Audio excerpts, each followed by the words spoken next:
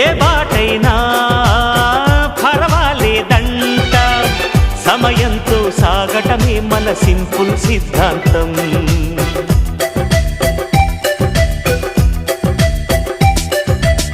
చిరుగాలికి పరిమళమిచ్చే సిరిమల్లెల వనమై ఉందాం, గగనాన్ని నేలను కలిపే హరివిల్లుల బంతెన అవుదాం. ఆనందం అంటే అర్థం మనమందా, ప్రతి పూట పాతై సాగే హుషారు సరిగమలో. ఎన్నో ఎన్నో రాగాలుండే సంగీతం కాదా, చల్లకి నవ్వుల కేరింత.